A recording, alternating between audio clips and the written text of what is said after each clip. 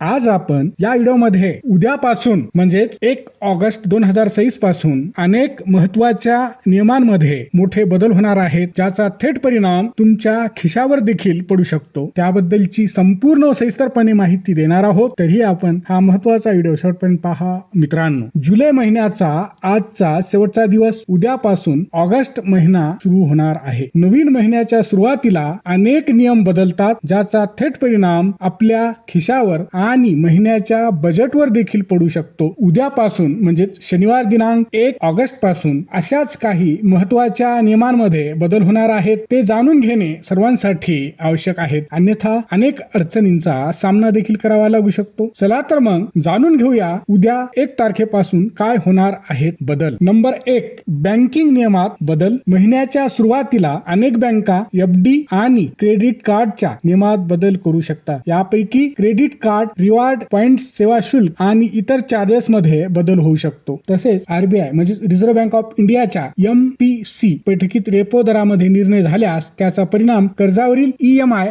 आणि एफडी वरील व्याजदरांवर देखील होऊ शकतो। त्यामुळे खातेधारकांनी म्हणजेच ग्राहकांनी आपल्या बँकेकडून जारी होणाऱ्या नवीन नियम व अटी तपासणे आवश्यक आहे। नंबर 2, रेल्वे तिकीट बुकिंग नियमात मोठा बदल। भारतीय रेल्वेने तिकीट बुकिंग प्रक्रियेत मोठा बदल केला आहे। तुम्ही रेल्वे स्टेशनच्या आरक्षण काउंटरवरून तत्काळ तिकीट बुक करत असाल तर ही बातमी तुमच्यासाठी महत्त्वाची आहे। मित्रांनो, व्हिडिओ आवडला तर नक्की लाईक व शेअर करा आणि चॅनलवर नवीन आला असाल तर सबस्क्राईब अवश्य करा।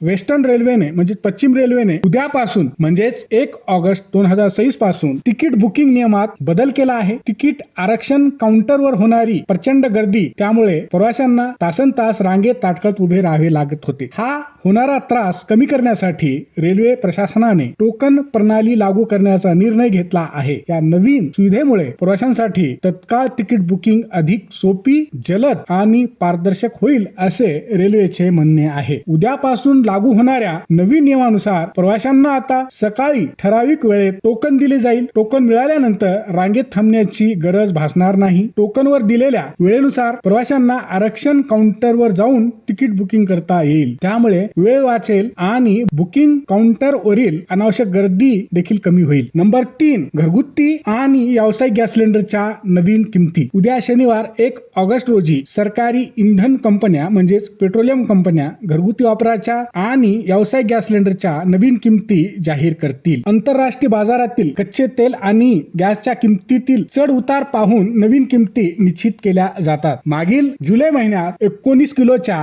व्यावसायिक गॅस सिलेंडरच्या किमती कमी करण्यात आल्या होत्या, मात्र 14.2 किलोच्या घरगुती गॅस सिलेंडरच्या किमतीत कोणत्याही प्रकारचा बदल झाला नव्हता। आता ग्राहकांचे लक्ष उद्या 1 ऑगस्ट रोजी जाहीर होणाऱ्या गॅस सिलेंडरच्या नवीन किमतीकडे लागले आहे। नंबर 4, एसटीच्या प्रवाशांसाठी खुशखबर। राज्यभरातील प्रवाशांसाठी तिकीट सवलती संदर्भात एक चांगली व दिलासादायक बातमी समोर आली आहे। एसटी बस मधून प्रवास करताना तिकीट सवलतीचा लाभ मिळवण्यासाठी येत्या 1 ऑगस्ट पासून एनसीएमसी स्मार्ट कार्ड अनिवार्य म्हणजे बंधनकारक करण्यात येणार होते, मात्र अनेक पात्र प्रवाशांना नोंदणी करून देखील हे स्मार्ट कार्ड मिळालेले नाही। त्यामुळे सरकारने या एनसीएमसी कार्ड काढण्याच्या योजनेला 1 महिन्याची मुदतवाढ दिली आहे, अर्थात 1 सप्टेंबर 2023 पर्यंतची मुदतवाढ दिली आहे। राज्याचे परिवहन मंत्री तथा एसटी महामंडळाचे अध्यक्ष श्री प्रताप सरनाईक यांनी ही माहिती दिली आहे। सरकारच्या या निर्णयामुळे लाखो प्रवाशांना मोठा दिलासा मिळणार आहे। राज्यभरातील पात्र प्रवाशांनी स्मार्ट कार्ड साठी नोंदणी म्हणजे रजिस्ट्रेशन केले असले तरीही बऱ्याच लोकांना अद्याप देखील प्रत्यक्ष कार्ड मिळालेले नाही। त्यामुळे प्रवाशांना सरकारच्या या तिकीट सवलत योजनेपासून वंचित राहावे लागू नये म्हणून याची दखल परिवहन मंत्री श्री प्रताप सरनाईक यांनी घेतली आहे। त्यामुळे तिकीट सवलत मिळवण्यासाठी